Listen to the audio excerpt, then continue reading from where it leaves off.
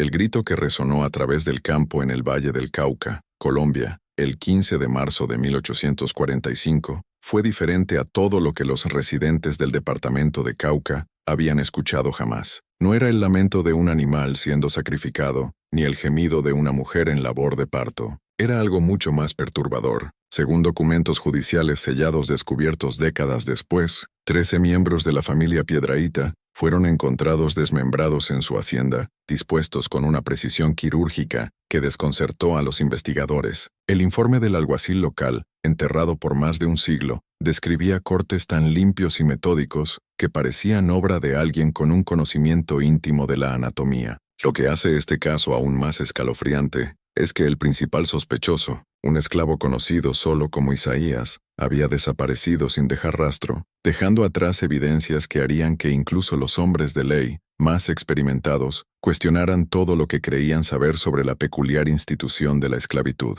Los eventos que ocurrieron en la hacienda Piedrahita cambiarían para siempre cómo las autoridades en la Colombia preindependentista veían la relación entre amo y esclavo. Aunque la verdad de lo sucedido esa noche de marzo permanecería guardada en los archivos judiciales hasta mucho después de la abolición de la esclavitud, el Valle del Cauca en la primavera de 1845 era una tierra de contrastes. Colinas ondulantes cubiertas de caña de azúcar se extendían hasta donde alcanzaba la vista, creando un mosaico verde que hablaba de la prosperidad de la región. El río Cauca serpenteaba por el paisaje, proporcionando tanto transporte como el sustento vital para las haciendas que salpicaban sus orillas. Era un lugar donde la sociedad refinada florecía sobre las espaldas del trabajo esclavo, donde los dueños de haciendas se reunían para cenas elaboradas, mientras su propiedad humana laboraba en los campos, desde el amanecer hasta el atardecer. La hacienda Piedrahita se extendía sobre casi 2.000 hectáreas de tierra fértil colombiana, a unos 15 kilómetros al suroeste de la sede departamental en Popayán. La hacienda había estado en la familia Piedrahita por 3 generaciones, construida por José Piedrahita en la década de 1760,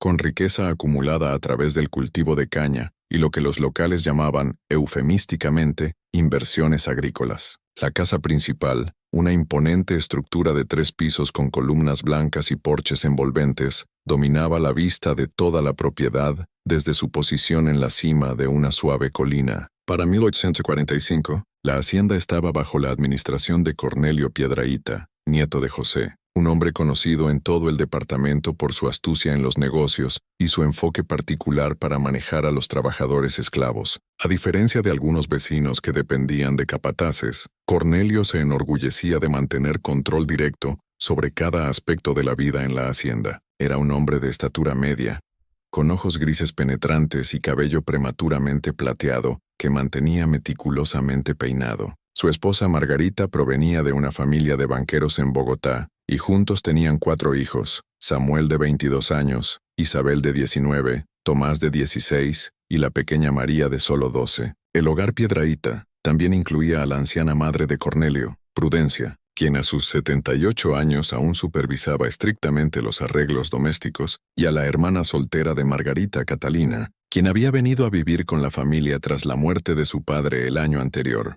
La familia extendida se completaba con el hermano menor de Cornelio, el doctor Jonatán Piedrahita, un médico que había estudiado en Filadelfia antes de regresar a Colombia para establecer su práctica. Jonatán frecuentemente se quedaba en la hacienda cuando atendía pacientes en las áreas rurales del departamento. Lo que distinguía a la hacienda Piedrahita de otras en la región no era solo su tamaño o productividad, sino el inusual origen de su fuerza laboral. Cornelio había heredado 43 esclavos, pero a lo largo de los años había adquirido varios más bajo circunstancias que levantaban cejas entre sus pares. A diferencia de la mayoría de los dueños de esclavos que compraban su mano de obra en mercados establecidos en Cartagena o Cali, Cornelio tenía el peculiar hábito de adquirir individuos que otros dueños habían considerado problemáticos o difíciles de manejar. Fue a través de esta práctica que Isaías llegó a la hacienda Piedrahita en el otoño de 1842. El hombre, quien más tarde sería conocido en todo Colombia por un nombre mucho más siniestro, había pertenecido originalmente a una hacienda en el vecino departamento de Valle del Cauca, donde había trabajado en el matadero. Su dueño anterior, un hombre llamado Felipe Correa, había estado ansioso por vender a Isaías después de lo que describió en correspondencia como incidentes de naturaleza cada vez más perturbadora. Isaías era un hombre de presencia física imponente, midiendo más de 1,80 m, con hombros anchos y manos que parecían desproporcionadamente grandes incluso para su complexión. Su rasgo más llamativo eran sus ojos, un gris pálido que parecía casi incoloro bajo ciertas luces, dándole una mirada inquietante que incomodaba incluso a los capataces más endurecidos. Hablaba poco, prefiriendo comunicarse con gestos y asentimientos, aunque quienes trabajaban a su lado notaban que su silencio no nacía de la ignorancia, sino de una observación cuidadosa. Lo que hacía a Isaías particularmente valioso para los dueños de haciendas era su habilidad excepcional con la cuchilla. Podía despiezar un cerdo en la mitad del tiempo que le tomaba a la mayoría de los hombres. Su trabajo con el cuchillo tan preciso que desperdiciaba prácticamente nada de carne en el proceso. Su conocimiento de la anatomía era enciclopédico. Sabía exactamente dónde cortar para separar las articulaciones, cómo remover órganos sin perforarlos y cómo preservar la carne para almacenamiento a largo plazo. Estas habilidades lo habían hecho indispensable en su hacienda anterior, a pesar de la creciente inquietud que su presencia generaba entre residentes esclavos y libres por igual. Los incidentes que habían impulsado a Correa a vender a Isaías nunca fueron documentados completamente en registros oficiales, pero relatos susurrados hablaban de ganado encontrado sacrificado con brutalidad innecesaria, sus restos dispuestos de maneras que no servían a ningún propósito práctico. También circulaban rumores de Isaías, siendo encontrado de pie sobre animales recién sacrificados, mucho después de que su trabajo debiera haber terminado, con su ropa impecable a pesar de la naturaleza de su labor, como si hubiera encontrado formas de realizar sus deberes, sin que una sola gota de sangre lo salpicara. Cuando Cornelio Piedrahita adquirió a Isaías en 1842, creyó que estaba haciendo un gran negocio, un trabajador hábil a una fracción del costo usual. Correa había estado tan ansioso por completar la venta que aceptó casi un 30% menos del valor tasado de Isaías, requiriendo solo que Piedrahita prometiera nunca venderlo de vuelta a ninguna hacienda en el Valle del Cauca. Por casi 3 años, Isaías trabajó en la hacienda Piedrahita sin incidentes. Fue asignado a manejar la producción de carne de la hacienda, supervisando el sacrificio de ganado y la preservación de la carne tanto para el consumo de la familia como para la venta a propiedades vecinas. Trabajaba solo, por preferencia propia, en un edificio construido específicamente para ese propósito, a unos 200 metros de la casa principal. El matadero era una estructura robusta de ladrillo con paredes gruesas y pocas ventanas, diseñada para mantener el interior fresco, incluso durante los opresivos veranos colombianos. Dentro, Isaías había organizado sus herramientas con precisión militar, cuchillos de todos los tamaños y formas colgando de clavijas de madera, piedras de afilar posicionadas a intervalos exactos y una colección de machetes que mantenía con cuidado obsesivo. El edificio siempre estaba impecablemente limpio, a pesar de la naturaleza del trabajo realizado allí, lo que llevaba a algunos a preguntarse cómo Isaías lograba completar sus tareas sin dejar las señales usuales de su profesión. La mañana del 15 de marzo de 1845 comenzó como cualquier otra en la hacienda Piedrahita. El aire primaveral temprano llevaba el aroma de las plántulas de caña de azúcar y la promesa de otra temporada de cultivo rentable. Margarita Piedrahita estaba en el huerto de la cocina dirigiendo la preparación de camas para vegetales que alimentarían a los habitantes de la hacienda en los meses venideros. Los niños estaban en sus lecciones con su tutor, el profesor Aldrete, quien venía de Cali 2 veces por semana para asegurar que recibieran una educación adecuada a su posición social. Cornelio había pasado la mañana en su estudio, revisando cuentas y correspondencia con agentes en Bogotá respecto a la próxima subasta de caña. Los números eran alentadores. La cosecha del año anterior había alcanzado precios premium, y los indicadores tempranos sugerían que este año sería aún mejor. Según sus cálculos, la hacienda estaba posicionada para generar más ganancias en 1845 que en cualquier año anterior de su historia. Fue el doctor Jonatán Piedrahita quien primero notó que algo andaba mal. Había llegado a la hacienda la noche anterior para tratar a varios trabajadores esclavos que habían desarrollado síntomas de lo que parecía ser influenza. Como era su costumbre, había planeado examinar a los pacientes nuevamente antes de partir hacia sus próximas visitas. Sin embargo, cuando se acercó a los barracones poco después del mediodía, los encontró inquietantemente silenciosos. El primer instinto del doctor fue que los pacientes estaban descansando, recuperándose de su enfermedad, bajo el cuidado de la vieja Beatriz, la curandera designada de la hacienda. Pero al aproximarse a las pequeñas estructuras de madera que albergaban a la población esclava, se dio cuenta de un olor inusual. No los olores típicos asociados con los barracones, sino algo más agudo, más metálico. Fue entonces cuando notó la puerta de la cabaña de Isaías abierta, balanceándose ligeramente con la brisa de la tarde. Esto era inusual, ya que Isaías era conocido por su preferencia por la privacidad y típicamente mantenía su puerta cerrada incluso en el clima más cálido. Más perturbador era lo que parecían ser manchas oscuras en el umbral de madera, manchas que se asemejaban inquietantemente a sangre seca. El doctor Piedrahita se acercó a la cabaña con creciente aprensión. Su entrenamiento médico lo había expuesto a la sangre en muchas formas, y reconoció el color y patrón distintivos de esas manchas. No eran el resultado de una lesión menor o de los accidentes usuales que ocurrían durante el trabajo manual. Estas manchas sugerían que algo mucho más grave había sucedido. Empujando la puerta completamente abierta, el doctor miró hacia el interior tenuemente iluminado de la cabaña. Lo que vio desafiaba la comprensión inmediata. La habitación usualmente espartana había sido transformada en algo que semejaba a una exhibición macabra. Las pocas posesiones personales de Isaías habían sido dispuestas con precisión geométrica,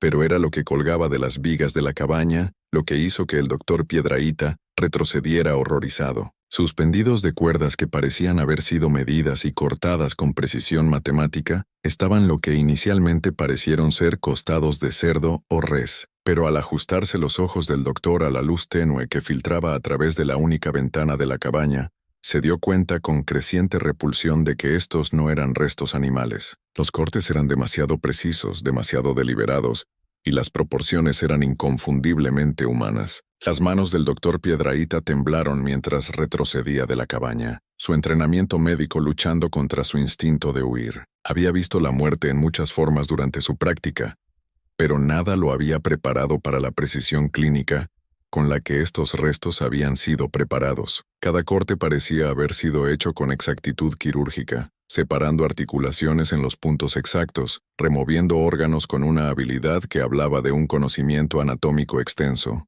Lo que lo perturbaba más no era solo la presencia de restos humanos, sino su condición. No había signos de lucha, ninguna indicación de violencia en el sentido usual. Los cortes eran limpios, metódicos, sugiriendo que quienquiera que hubiera realizado este trabajo había tomado considerable tiempo y cuidado. Era como si alguien hubiera abordado el cuerpo humano con el mismo desapego profesional que mostraría al sacrificar ganado. Las piernas del doctor apenas lo llevaron de vuelta hacia la casa principal, su mente luchando por procesar lo que había presenciado. Al tropezar por los terrenos de la hacienda, se dio cuenta de otros detalles perturbadores que inicialmente había pasado por alto. Los sonidos usuales de la vida en la hacienda estaban ausentes. No había voces llamando desde los campos, ni niños jugando alrededor de los barracones, ni fuegos de cocina enviando humo curvándose hacia el cielo de la tarde. Cuando el doctor Piedrahita llegó a la casa principal, encontró la puerta delantera entreabierta, otro detalle que le pareció equivocado. Margarita Piedrahita era meticulosa con la seguridad y nunca habría dejado la casa sin asegurar durante el día. Llamando a su hermano, el doctor no recibió respuesta. La casa, como los barracones, estaba anormalmente silenciosa. Moviendo por las habitaciones de la planta baja, el doctor Piedrahita encontró signos de la vida diaria abruptamente interrumpida. En el comedor, la mesa estaba puesta para la comida del mediodía, pero la comida permanecía intacta, coagulándose en platos de porcelana que llevaban el escudo de la familia Piedrahita. En el salón, el bordado de Margarita yacía abandonado en su silla favorita, con la aguja aún arrastrando un hilo de seda azul. Fue al llegar al pie de la escalera principal, cuando el doctor Piedrahita hizo el descubrimiento que lo perseguiría por el resto de su vida. Manchas oscuras similares a las que había observado en la cabaña de Isaías trazaban un camino por las escaleras alfombradas, creando un patrón que sugería que algo pesado había sido arrastrado desde los pisos superiores. La escena que recibió al doctor Jonathan Piedrahita en los pisos superiores de la mansión Piedrahita se grabaría en su memoria para siempre. En lo que había sido el estudio privado de Cornelio, el doctor encontró el cuerpo de su hermano dispuesto de una manera que desafiaba toda comprensión del comportamiento humano. Cornelio estaba sentado en su silla de cuero detrás de su escritorio de caoba, con sus manos posicionadas como si hubiera estado escribiendo en su libro de cuentas, pero su cabeza había sido removida con precisión quirúrgica y colocada en el escritorio como un grotesco pisapapeles. La naturaleza clínica del arreglo era lo que perturbaba más profundamente al doctor Piedrahita. No había signos de lucha, ni muebles volcados, ni papeles esparcidos. La habitación parecía exactamente como en cualquier día normal, excepto por la presencia imposible de la cabeza cortada de su hermano, posicionada con atención cuidadosa al detalle. Aún más inquietante, el cuerpo de Cornelio no mostraba signos de la lucha violenta que tal acto debería haber requerido. Moviendo por la casa en un estado cercano al shock, el doctor descubrió que cada miembro del hogar Piedrahita había encontrado un destino similar. Margarita fue encontrada en el dormitorio principal, posicionada como si estuviera arreglando flores en un jarrón sobre la mesa de tocador. Su cuerpo permanecía erguido, pero su cabeza había sido removida y colocada entre las flores que había estado arreglando, creando un tableau que era tanto artístico como horroroso. Los niños fueron descubiertos en la nursery, dispuestos como si estuvieran jugando. Samuel, Isabel, Tomás y la pequeña María estaban sentados en un círculo en el piso, sus cuerpos posicionados naturalmente, pero cada uno había sido decapitado con la misma precisión quirúrgica. Sus cabezas habían sido colocadas en el centro del círculo, mirando hacia adentro como si estuvieran en conversación. La vieja Prudencia fue encontrada en su mecedora en el porche trasero, posicionada como si estuviera observando la puesta del sol, con su cabeza cortada colocada en una pequeña mesa al lado de su silla, junto a su Biblia y anteojos de lectura. Catalina fue descubierta en la cocina, aparentemente en medio de preparar pan, con su cabeza colocada en la tabla de cortar de madera donde había estado trabajando. Lo que hacía la escena aún más perturbadora era la ausencia completa de sangre en toda la casa. A pesar de la obvia violencia que había ocurrido, no había salpicaduras en las paredes, ni charcos en los pisos, ni signos de carnicería que tales actos deberían haber producido. Era como si cada persona hubiera sido asesinada en otro lugar y luego cuidadosamente posicionada en estos tableaux domésticos. El entrenamiento médico del doctor Piedrahita le permitió observar detalles que otros podrían haber pasado por alto. Los cortes en cada cuerpo eran idénticos en su precisión, hechos por alguien con conocimiento extenso de la anatomía humana.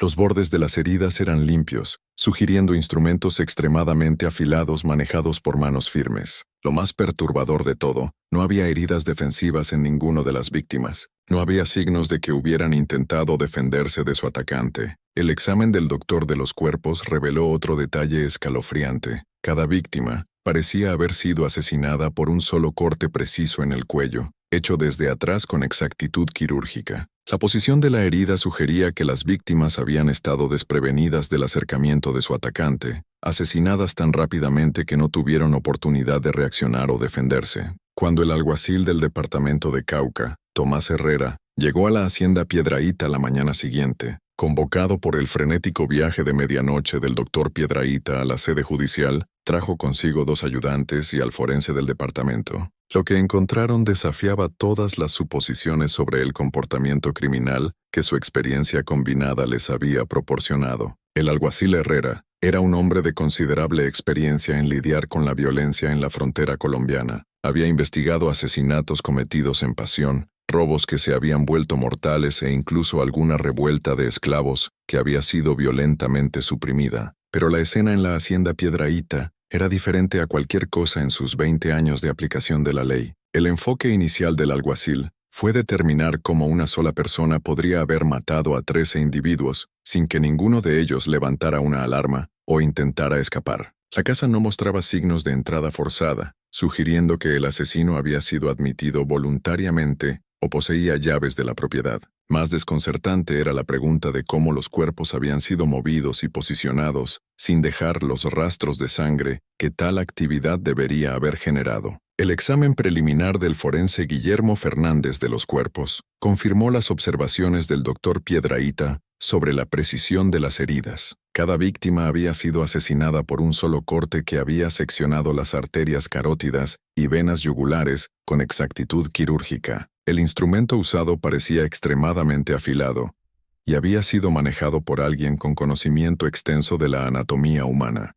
Lo que más preocupaba a Fernández era la condición de los cuerpos. A pesar de haber estado fallecidos por al menos 12 horas cuando los examinó, no mostraban ninguno de los signos usuales de descomposición. La piel permanecía rosada y cálida al tacto, como si la muerte hubiera ocurrido solo minutos antes. La sangre que debería haberse acumulado en las porciones inferiores de los cuerpos estaba ausente, como si hubiera sido completamente drenada de sus sistemas. La investigación rápidamente se centró en la población esclava de la hacienda Piedrahíta, tanto por las obvias implicaciones de tal violencia contra los dueños de esclavos, como porque varios miembros de la comunidad esclava estaban desaparecidos. Junto con Isaías, 3 otros individuos no podían ser ubicados: Moisés, un peón de campo en sus 30, Sara, una sirvienta de la casa que había trabajado en la cocina Piedrahíta, y Pedro, un joven que había asistido a Isaías en el matadero. Sin embargo, cuando el alguacil Herrera y sus ayudantes registraron los barracones de esclavos, encontraron algo que complicaba sus suposiciones sobre lo ocurrido. Moisés fue descubierto en su cabaña,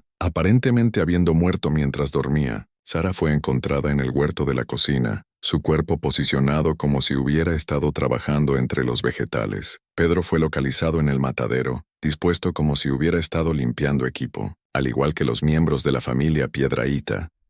Los 3 individuos esclavos habían sido decapitados con la misma precisión quirúrgica, con sus cabezas cuidadosamente posicionadas cerca de sus cuerpos. El descubrimiento de estas víctimas adicionales obligó a los investigadores a reconsiderar sus teorías iniciales sobre la naturaleza del crimen. La búsqueda de Isaías se intensificó, ya que permanecía como el único residente no ubicado de la hacienda Piedrahíta. Su cabaña fue registrada a fondo, revelando el tabló perturbador que el doctor Piedrahíta había descubierto inicialmente. Sin embargo, un examen más cercano reveló detalles adicionales que pintaban un retrato aún más preocupante de las actividades de Isaías. Ocultos bajo tablas sueltas del piso, los investigadores encontraron una colección de diarios escritos en una mano cuidadosa y educada. Las entradas, datando de casi 3 años atrás, detallaban las observaciones de Isaías sobre la vida en la hacienda Piedrahíta, con un desapego clínico que helaba incluso a los hombres de ley más curtidos. Había registrado las rutinas diarias de cada residente, tanto esclavo como libre,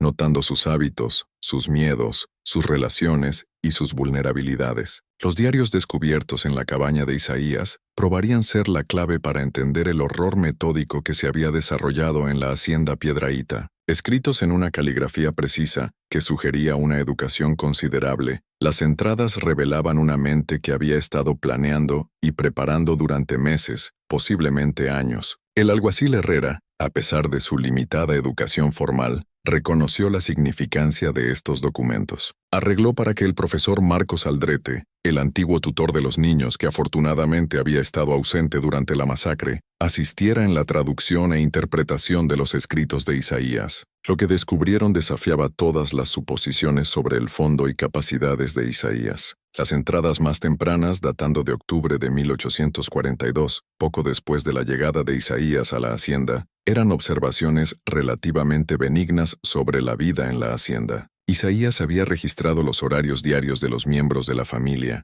las rutinas de otros trabajadores esclavos y notas detalladas sobre la disposición física de la propiedad. Sin embargo, incluso estos escritos tempranos mostraban una mente analítica en acción, alguien que observaba el comportamiento humano con el desapego de un científico natural estudiando especímenes. Al trabajar el profesor Aldrete a través de los diarios cronológicamente, un progreso perturbador se hizo aparente. Las observaciones de Isaías gradualmente pasaron de simple registro a experimentación activa. Comenzó a probar las reacciones tanto de miembros de la familia como de compañeros esclavos a cambios sutiles en la rutina, documentando sus respuestas con precisión científica. Una entrada de diciembre de 1842 describía cómo Isaías había deliberadamente movido objetos pequeños en la casa principal para observar si los miembros de la familia lo notaban. Registró la reacción de Margarita Piedrahíta cuando descubrió que su jarrón favorito había sido movido 15 centímetros a la izquierda en la repisa, notando que ella había parecido perturbada, pero incapaz de articular la fuente de su inquietud.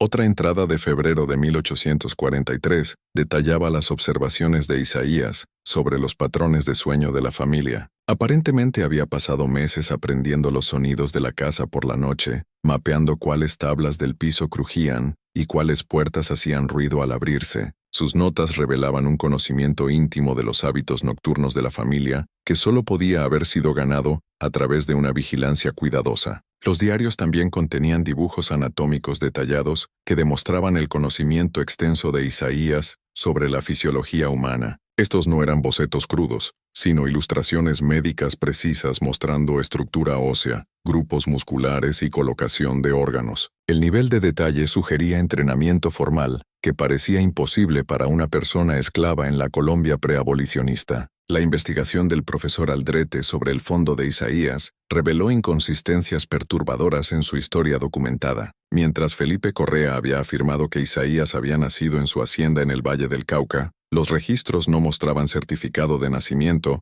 ni registro de bautismo para ningún esclavo con ese nombre. Más preocupante, varios esclavos ancianos que habían vivido toda su vida en la hacienda de Correa afirmaban no recordar a Isaías antes de 1840. Las indagaciones del profesor en el Valle del Cauca revelaron misterios adicionales alrededor del pasado de Isaías. El doctor Samuel Hurtado, un médico que había tratado a trabajadores esclavos en la hacienda de Correa, recordaba bien a Isaías, pero por razones que añadían nuevas capas al misterio. Según Hurtado, Isaías había poseído conocimiento médico que excedía el de muchos médicos entrenados, particularmente en las áreas de anatomía y técnica quirúrgica. Hurtado recordaba ocasiones en que Isaías había sido llamado para asistir en emergencias médicas, involucrando tanto pacientes humanos como animales. Su habilidad con el cuchillo era tan excepcional que Hurtado se había preguntado si Isaías podría haber recibido entrenamiento de un médico calificado, aunque tal educación habría sido altamente inusual para una persona esclava.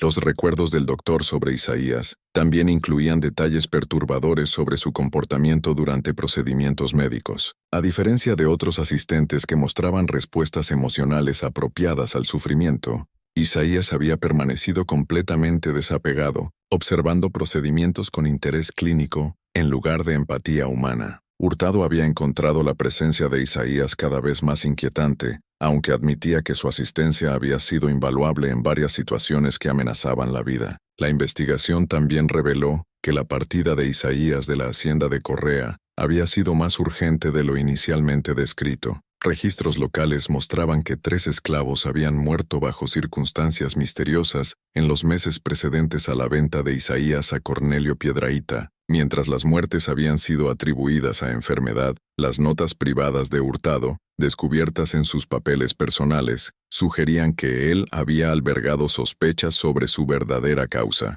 Los 3 individuos, 2 hombres y una mujer, habían sido encontrados en sus barracones, aparentemente habiendo muerto pacíficamente mientras dormían. Sin embargo, el examen de Hurtado había revelado que cada uno había sostenido una pequeña herida punzante detrás de la oreja izquierda, tan precisa y mínima que era apenas visible. El doctor había notado que tales heridas podrían haber sido hechas por un instrumento delgado y afilado insertado con precisión quirúrgica para dañar el tallo cerebral y causar muerte instantánea. Las notas de Hurtado indicaban que había compartido sus sospechas con Correa, pero el dueño de la hacienda había sido reacio a perseguir una investigación que podría haber disruptido su operación o atraído atención no deseada de las autoridades. En cambio, Correa había arreglado silenciosamente vender a Isaías al primer comprador que preguntó, aceptando un precio significativamente reducido para acelerar la transacción. La investigación del alguacil Herrera se expandió para incluir otras haciendas en la región, buscando cualquier información sobre muertes inusuales o desapariciones que pudieran estar conectadas a Isaías. Lo que descubrieron pintaba un retrato de un hombre que se había movido a través del sistema de haciendas colombianas como un depredador, dejando atrás un rastro de muertes sospechosas e incidentes inexplicables. Registros del departamento de Antioquia mostraban que un dueño de hacienda llamado Benjamín Cárdenas había poseído brevemente a Isaías en 1841, antes de venderlo a Correa después, de lo que describió como comportamiento inaceptable. Cárdenas había sido reacio a proporcionar detalles, pero bajo presión del alguacil Herrera, Admitió que varios de sus trabajadores esclavos más valiosos habían muerto durante la breve tenencia de Isaías en su propiedad. Las muertes habían ocurrido en un periodo de solo 3 meses, cada víctima encontrada en circunstancias que sugerían muerte natural, pero que Cárdenas había encontrado cada vez más sospechosas. Al igual que las muertes en la hacienda de Correa, cada individuo había sido descubierto con una pequeña herida casi invisible detrás de la oreja izquierda. Cárdenas reveló que había comenzado a sospechar de Isaías después de observar su comportamiento alrededor de los cuerpos de los fallecidos, mientras otros esclavos habían mostrado duelo y respeto apropiados por sus compañeros fallecidos. Isaías había mostrado interés clínico en los cadáveres, examinándolos con el desapego de un profesional médico realizando una autopsia. Las sospechas del dueño de la hacienda habían sido confirmadas cuando descubrió a Isaías en los barracones tarde una noche, de pie sobre el cuerpo de una mujer recientemente fallecida, sosteniendo lo que parecía ser un instrumento puntiagudo delgado. Cuando fue confrontado, Isaías había explicado calmadamente que estaba estudiando los efectos de la muerte en el tejido humano, una respuesta que había perturbado tanto a Cárdenas que arregló la venta de Isaías en días. La evidencia acumulada de la progresión mortal de Isaías a través del sistema de haciendas colombianas creó un sentido de urgencia entre los oficiales de la ley. Si Isaías había sido responsable de numerosas muertes a través de múltiples departamentos, su desaparición representaba una amenaza que se extendía mucho más allá del Cauca. El alguacil Herrera coordinó con sus contrapartes en 1900 jurisdicciones vecinas para establecer una red de comunicación y esfuerzos de búsqueda. La investigación tomó un giro dramático cuando el doctor Piedrahíta recibió un visitante inesperado en su residencia temporal en Popayán. Samuel Vargas, un hombre negro libre que trabajaba como herrero en la cercana Cali, se acercó al doctor con información que alteraría fundamentalmente su comprensión de la verdadera identidad de Isaías. Vargas afirmaba haber conocido a Isaías años antes de su aparición en cualquier hacienda colombiana. Según Vargas, Isaías no había nacido en la esclavitud, sino que había sido un hombre libre viviendo en Filadelfia, donde había trabajado como asistente de un prominente anatomista y médico. Las circunstancias que llevaron a su esclavitud eran, según Vargas, mucho más siniestras de lo que nadie había imaginado. El relato del herrero pintaba un retrato de un hombre cuyos dones intelectuales habían sido corrompidos por una obsesión con la muerte y la anatomía humana. Isaías, cuyo nombre original había sido Isaías Torres, había asistido al doctor Marcos Whitehead, un médico de Filadelfia especializado en procedimientos quirúrgicos e investigación anatómica. Sin embargo, Vargas afirmaba que el interés de Isaías en su trabajo había evolucionado gradualmente de curiosidad profesional a algo mucho más oscuro. Según el relato de Vargas, Isaías había sido descubierto por el doctor Whitehead realizando experimentos no autorizados en cadáveres en el laboratorio de anatomía del Colegio Médico. Estos experimentos habían ido mucho más allá del estudio legítimo de la anatomía humana, involucrando lo que Vargas describió como manipulaciones antinaturales de cuerpos fallecidos sin propósito médico aparente. Cuando fue confrontado por el doctor Whitehead, Isaías aparentemente no mostró remordimiento ni reconocimiento de que su comportamiento era inapropiado. En cambio, explicó calmadamente que estaba explorando las posibilidades artísticas de la anatomía humana, tratando el cuerpo humano como material crudo para trabajo escultural, en lugar de los restos de individuos fallecidos. El doctor Whitehead había terminado inmediatamente el empleo de Isaías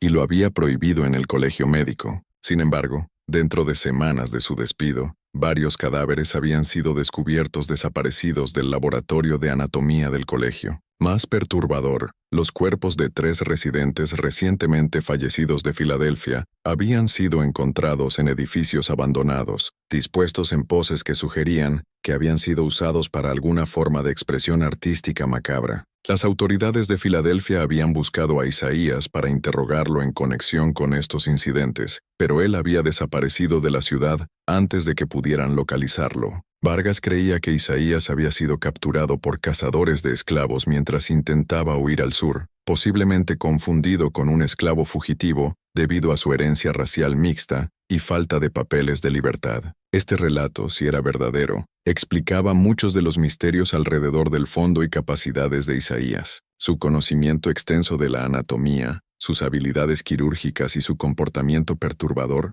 todo alineado con la descripción de Vargas de un hombre que había recibido entrenamiento médico formal, pero cuyos intereses habían evolucionado en direcciones peligrosas. El doctor Piedrahita encontró el relato de Vargas tanto convincente como terrorífico. Si Isaías era en verdad un anatomista entrenado formalmente, que había sido forzado a la esclavitud, sus años de cautiverio podrían haber transformado su interés académico en la muerte en algo mucho más personal y vengativo. La naturaleza sistemática de la masacre en la hacienda Piedrahita sugería no solo intento homicida, sino un acto de retribución cuidadosamente planeado. La investigación ganó urgencia adicional cuando informes comenzaron a llegar al Cauca de incidentes sospechosos en haciendas a lo largo del centro de Colombia. Un estado en el departamento de Tolima reportó el descubrimiento de ganado que había sido sacrificado y dispuesto en patrones perturbadores que no servían a ningún propósito práctico. Otra hacienda en el departamento de Huila encontró varios trabajadores esclavos muertos en sus barracones, cada uno portando la ahora familiar herida punzante pequeña detrás de la oreja izquierda. Lo más alarmante era un informe del departamento de Nariño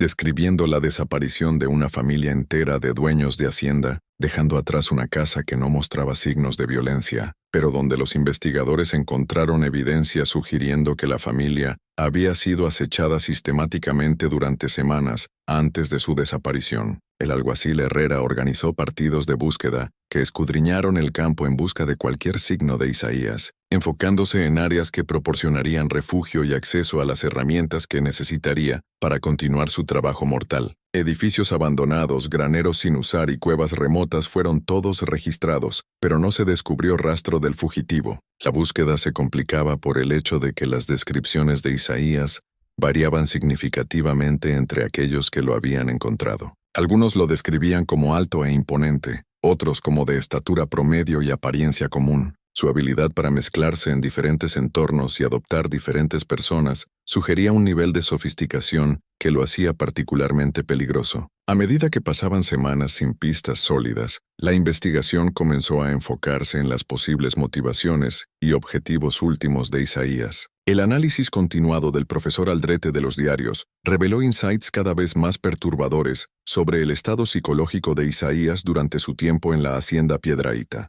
Las entradas posteriores en los diarios mostraban un progreso de observación clínica a planificación activa, para lo que Isaías había comenzado a referir como su experimento final. Estas entradas describían planes detallados para la eliminación sistemática de todos en la hacienda, no como un acto de venganza, sino como lo que él llamaba una exploración de las posibilidades estéticas de la mortalidad masiva. Isaías aparentemente había visto la masacre de Piedrahita como una declaración artística, disponiendo los cuerpos de sus víctimas para crear tableaux que él creía demostraban la belleza inherente en la muerte. Sus diarios contenían bocetos mostrando cómo había planeado posicionar a cada víctima, tratando los cuerpos humanos como componentes en una composición más grande. Los diarios también revelaban que Isaías no había actuado solo en la planificación de la masacre. Referencias a discípulos y compañeros estudiantes del arte sugerían que había estado en comunicación con otros que compartían sus intereses perturbados. Estas referencias eran crípticas e indirectas, pero planteaban la posibilidad de que Isaías fuera parte de una red más grande de individuos con proclividades similares. El avance en la investigación de Isaías vino de una fuente inesperada. El padre O'Sullivan, el sacerdote irlandés que servía a las familias católicas dispersas a lo largo del Cauca y departamentos circundantes, se acercó al alguacil Herrera con información que finalmente explicaría tanto el paradero de Isaías como el verdadero alcance de sus actividades. El padre O'Sullivan había estado conduciendo su circuito mensual de granjas remotas cuando encontró un grupo de viajeros en el camino entre Popayán y Cali. El grupo, consistente en 3 hombres y una mujer, había estado vestido como predicadores itinerantes, pero se habían comportado de maneras que arousaron las sospechas del sacerdote. Lo más perturbador era su líder, un hombre alto con ojos pálidos que había insistido en discutir preguntas teológicas relacionadas con la muerte y la resurrección. La conversación, según el padre O'Sullivan, se había enfocado obsesivamente en los aspectos físicos de la muerte y la condición del cuerpo humano después de la partida del alma. El hombre había demostrado conocimiento de anatomía que excedía cualquier cosa que el sacerdote había encontrado fuera de escuelas médicas, pero su interés había parecido más artístico que científico. Lo que verdaderamente había alarmado al padre O'Sullivan era la descripción del hombre de experiencias religiosas recientes que afirmaba haber tenido.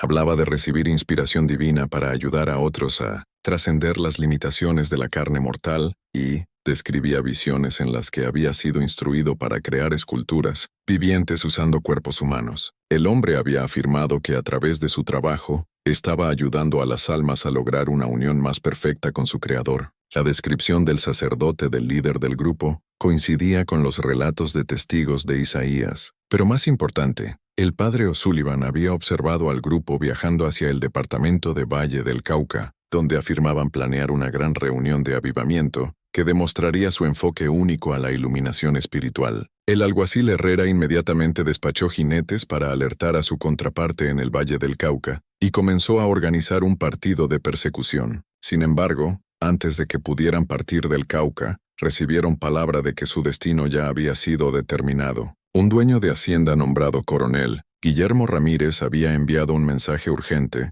solicitando asistencia inmediata con lo que describió como el crimen más horrífico jamás perpetrado en la República de Colombia. La escena que recibió a los oficiales de la ley en la hacienda Ramírez excedía incluso los horrores descubiertos en Piedrahíta. La mansión de era colonial, que había estado en la familia Ramírez desde el 1600, había sido transformada en lo que solo podía describirse como una galería de muerte humana. En el salón principal, 17 miembros del hogar habían sido dispuestos en un tabló elaborado que representaba lo que parecía ser una fiesta de cena formal. Cada víctima había sido posicionada con atención meticulosa al detalle, sentada alrededor de la mesa masiva de caoba, con sus cabezas cortadas colocadas en platos de porcelana frente a ellos. El arreglo había sido diseñado para crear la ilusión de que la familia estaba compartiendo una comida juntos, incluso en la muerte. Velas habían sido encendidas alrededor de la habitación, proyectando sombras parpadeantes que daban a la escena macabra una atmósfera casi festiva. Pero fue en el salón de baile de la mansión donde los investigadores descubrieron el verdadero alcance de la visión artística de Isaías. Los cuerpos de 32 esclavos de la hacienda habían sido dispuestos en poses de baile, con sus cabezas reemplazadas por las cabezas de varios miembros de la familia, para crear la impresión de una reunión social integrada que habría sido imposible en vida. La precisión requerida para crear tal escena hablaba de horas, posiblemente días de trabajo metódico.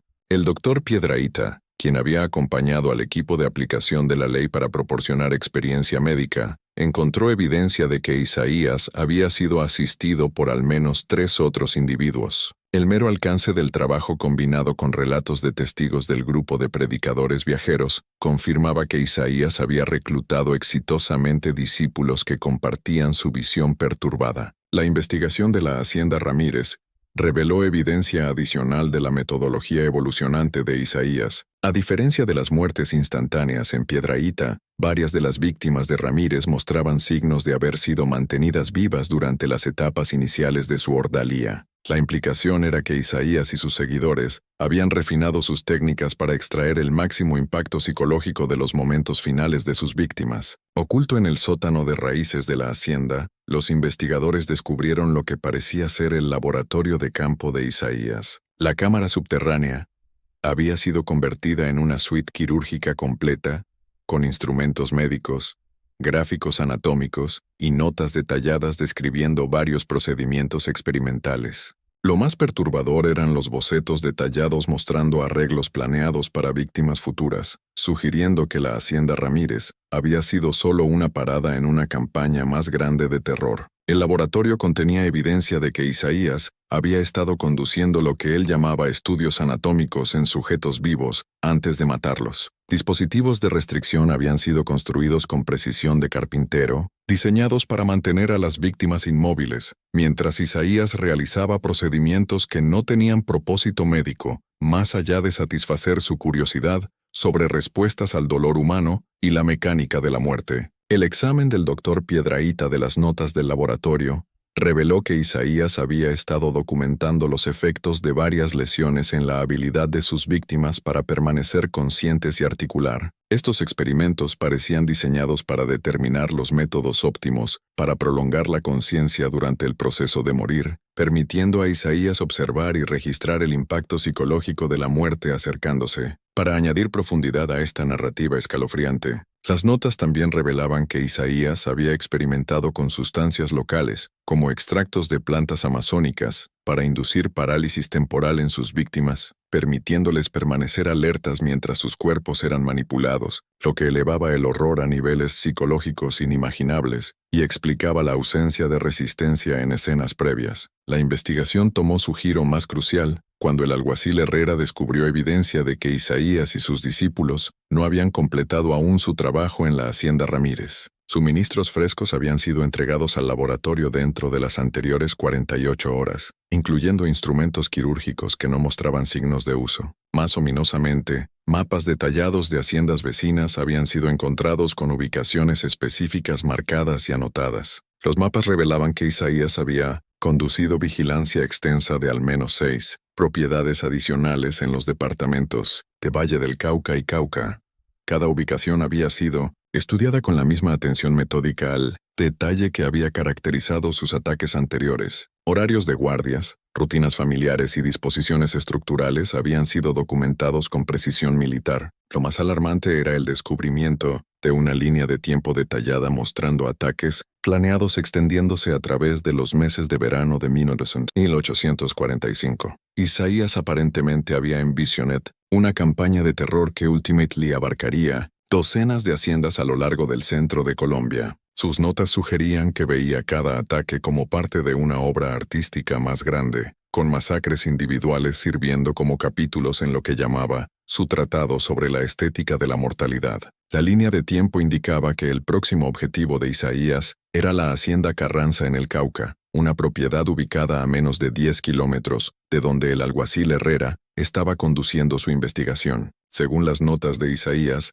el ataque estaba programado para la noche siguiente, timed para coincidir con una cena planeada que colocaría el máximo número de víctimas en una sola ubicación. El alguacil Herrera inmediatamente despachó jinetes para advertir a la familia Carranza mientras organizaba la caza humana más grande en la historia de Colombia. Cada oficial de la ley disponible de 5 departamentos convergió en el área entre las haciendas Ramírez y Carranza, determinado a interceptar a Isaías antes de que pudiera reclamar víctimas adicionales. La caza humana se complicaba por la aparente habilidad de Isaías para moverse por el campo sin detección. Su conocimiento de anatomía se extendía a entender cómo los perros de rastreo localizaban fugitivos, y evidencia sugería que había estado usando varias sustancias para enmascarar su olor y confundir a los animales perseguidores. Los partidos de búsqueda encontraron numerosos rastros falsos y callejones sin salida, indicando que Isaías estaba trabajando activamente para evadir la captura. A medida que la tarde se acercaba en lo que la línea de tiempo de Isaías indicaba sería la noche del ataque Carranza, los oficiales de la ley aún no habían encontrado rastro del fugitivo o sus discípulos. Se tomó la decisión de usar la hacienda Carranza como cebo, posicionando oficiales armados a lo largo de la propiedad, mientras se permitía que la cena planeada procediera bajo seguridad pesada pero oculta. El coronel Jaime Carranza, un veterano de las guerras de independencia y un comandante militar experimentado, insistió en mantener las rutinas normales del hogar para evitar alertar a Isaías de que sus planes habían sido descubiertos. La cena procedió como programado con 12 invitados y miembros de la familia cenando en la casa principal, mientras casi 30 hombres armados esperaban en ocultamiento alrededor de la propiedad. El ataque vino no de la dirección que nadie había anticipado. En lugar de acercarse a la casa principal directamente, Isaías y sus discípulos aparentemente habían pasado días cavando túneles debajo de los terrenos de la hacienda, usando su conocimiento de la disposición de la propiedad para crear una red subterránea que les permitió emerger dentro de la casa misma. La primera indicación de que algo andaba mal vino cuando una de las invitadas a la cena, la señora Elisa Carranza, comentó que podía oír lo que sonaba como rascados debajo del piso del comedor. Antes de que nadie pudiera responder a su observación, secciones del piso de madera comenzaron a ceder, y 4 figuras emergieron de debajo de la casa con la violencia repentina de depredadores saltando de una emboscada. La apariencia de Isaías había cambiado dramáticamente desde su desaparición de Piedrahíta. Su cabello había crecido largo y descuidado, y su ropa estaba manchada con sustancias que los invitados a la cena preferían no identificar. Lo más perturbador era su expresión. El desapego clínico que los testigos habían descrito había sido reemplazado por algo acercándose al éxtasis religioso, como si viera su trabajo mortal como una forma de adoración. Los 3 discípulos que acompañaban a Isaías estaban igualmente transformados. 2 parecían ser antiguos esclavos, que de alguna manera se habían unido a la causa de Isaías, mientras que el tercero era reconociblemente blanco, posiblemente un capataz o pequeño hacendado, que había sido reclutado en la filosofía retorcida de Isaías. Los 4 se movieron con coordinación practicada, sugiriendo planificación y ensayo extensos. El ataque que siguió fue diferente a cualquier cosa en las masacres previas. En lugar de los asesinatos quirúrgicos rápidos que habían caracterizado el trabajo anterior de Isaías, el asalto a la cena Carranza se convirtió en un ordalía prolongado diseñado para maximizar el impacto psicológico. Isaías y sus discípulos aparentemente habían decidido abandonar el sigilo en favor de conducir su trabajo a plena vista de testigos vivos. Los oficiales de la ley ocultos, tomados por sorpresa por el método de entrada de los atacantes, se encontraron incapaces de intervenir sin arriesgar las vidas de los invitados a la cena. El comedor se había convertido en un espacio confinado donde cualquier disparo podría probar tan peligroso para las víctimas como para los perpetradores. El comportamiento de Isaías durante el ataque reveló el alcance completo de su deterioro psicológico. Se movió por la habitación como un director dirigiendo una orquesta, posicionando a sus discípulos y emitiendo instrucciones con autoridad calmada mientras el caos erupcionaba a su alrededor. Su enfoque primario parecía ser crear otro de sus tableaux perturbadores, tratando el terror de las víctimas vivas como simplemente otro componente en su visión artística. El impasse en el comedor Carranza duró casi 2 horas, durante las cuales Isaías demostró el alcance completo de sus habilidades de manipulación psicológica. En lugar de matar inmediatamente a sus cautivos, los involucró en lo que describió como discusiones filosóficas sobre la naturaleza de la muerte y la relación del alma humana con la existencia física. El monólogo de Isaías, presenciado por oficiales de la ley, posicionados fuera de las ventanas del comedor, reveló la lógica retorcida que había impulsado su campaña de terror. Hablaba de la muerte como el medio artístico definitivo, afirmando que el arreglo de cuerpos humanos sin vida le permitía crear belleza que trascendía las limitaciones del arte convencional. En su mente, no estaba cometiendo asesinatos, sino elaborando esculturas usando los materiales más finos disponibles. Los invitados a la cena cautivos, paralizados por el miedo y la amenaza inmediata de violencia, se encontraron como participantes involuntarios en la lección de filosofía desquiciada de Isaías. Los forzó a examinar los cuerpos de 2 víctimas que ya había matado, señalando lo que consideraba las cualidades estéticas de sus poses finales y explicando sus técnicas para preservar la apariencia de vida incluso después de la muerte. El doctor Piedrahita, observando desde su posición oculta fuera de la casa, reconoció que el comportamiento de Isaías había evolucionado mucho más allá de un simple intento homicida. El hombre había desarrollado un marco intelectual elaborado que le permitía ver sus crímenes como contribuciones al conocimiento humano y la expresión artística. Sus discípulos asentían aprobatoriamente a sus explicaciones, sugiriendo que habían abrazado completamente su visión del mundo retorcida. El avance vino cuando el coronel Carranza, dibujando en su experiencia militar, logró señalizar a los oficiales ocultos usando un código prearreglado, involucrando la posición de sus manos en la mesa del comedor. La señal indicaba que Isaías y sus discípulos se habían posicionado en una formación que permitiría fuego coordinado para neutralizar a los 4 atacantes sin poner en peligro a los rehenes restantes. El asalto fue rápido y decisivo. Las ventanas explotaron hacia adentro, mientras los oficiales de la ley simultáneamente irrumpieron en el comedor desde 3 direcciones. Isaías, atrapado en medio de explicar sus técnicas anatómicas a una aterrorizada señora Carranza, no tuvo oportunidad de reaccionar antes de que múltiples balas de rifle lo golpearan en el centro de masa. Sus 3 discípulos intentaron usar a sus rehenes como escudos humanos, pero el posicionamiento de los oficiales había sido planeado para prevenir tales tácticas. Dentro de segundos, los 4 atacantes yacían muertos en el piso del comedor Carranza, su sangre mezclándose con la de sus víctimas anteriores, en un tableau final no intencionado. La muerte de Isaías terminó la amenaza inmediata, pero la investigación en sus actividades continuaría por meses. El examen subsiguiente de su laboratorio y diarios reveló evidencia vinculándolo a muertes sospechosas a través de 6 departamentos abarcando casi 4 años. Estimaciones conservadoras sugerían que Isaías y sus discípulos habían sido responsables de las muertes de más de 100 individuos, haciéndolos entre los asesinos más prolíficos en la historia americana. El descubrimiento de correspondencia en el laboratorio de Isaías reveló que su red de discípulos se extendía más allá de los 3 hombres muertos en la hacienda Carranza. Cartas de individuos en Ecuador, Perú y Brasil sugerían que Isaías había estado reclutando seguidores a través de todo el sureste de América Latina, esparciendo su filosofía de la muerte como arte a mentes receptivas en las regiones esclavistas. Agencias de aplicación de la ley a lo largo del sur coordinaron esfuerzos para rastrear a estos discípulos adicionales,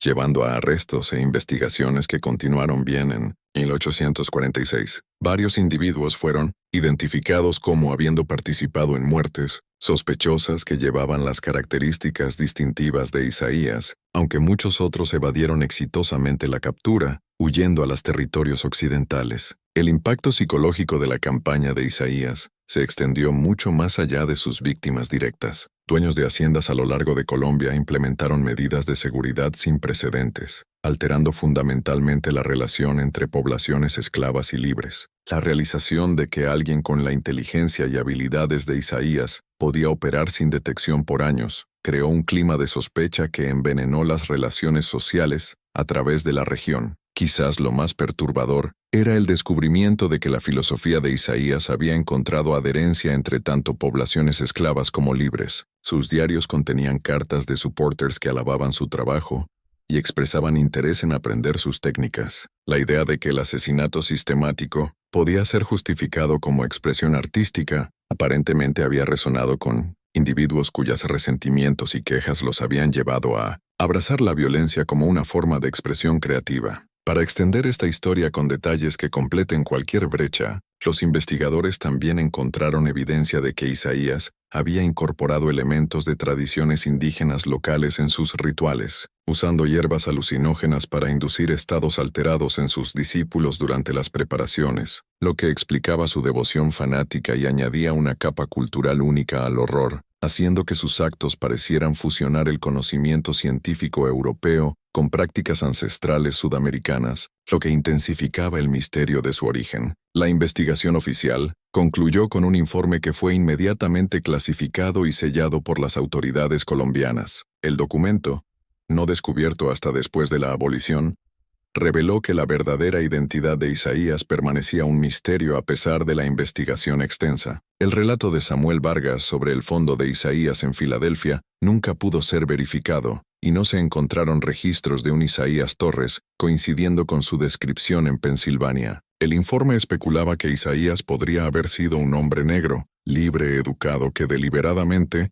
entró en el sistema esclavo para ganar acceso a víctimas potenciales, o posiblemente un hombre blanco, cuya herencia racial mixta le permitió pasar como esclavo cuando conveniente. Su comprensión sofisticada de la psicología humana y su habilidad para manipular tanto víctimas individuales como comunidades enteras sugería educación formal que excedía cualquier cosa típicamente disponible para individuos esclavos. Más preocupante era la conclusión del informe de que la campaña de Isaías representaba no un incidente aislado, sino posiblemente el comienzo de un movimiento más grande. Referencias en su correspondencia sugerían que individuos similares estaban operando en otras regiones esclavistas, usando la cobertura del sistema de haciendas para perseguir sus intereses mortales. Los investigadores recomendaron vigilancia continua y coordinación entre agencias de aplicación de la ley para identificar y neutralizar amenazas adicionales. El legado de los crímenes de Isaías influiría en la sociedad colombiana por décadas.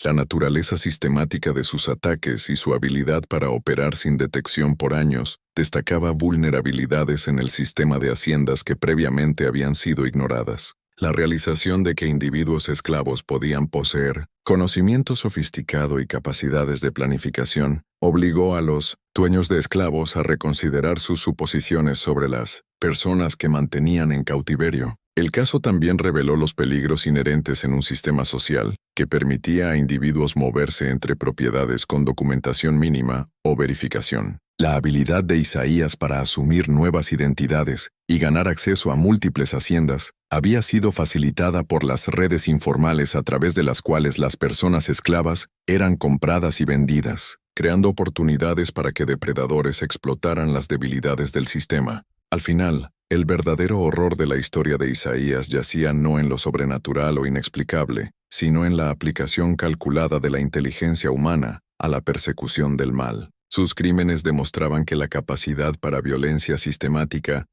existía dentro de los parámetros normales del comportamiento humano, requiriendo solo la combinación correcta de oportunidad, habilidad y motivación retorcida para manifestarse en maneras devastadoras. Este misterio nos muestra cuán fácilmente el mal puede esconderse detrás de la fachada de la normalidad y cómo los sistemas de opresión pueden proporcionar cobertura para los crímenes más atroces. La planificación meticulosa y ejecución de la campaña de Isaías nos recuerda que los monstruos más grandes a menudo son aquellos que aparecen más racionales y controlados,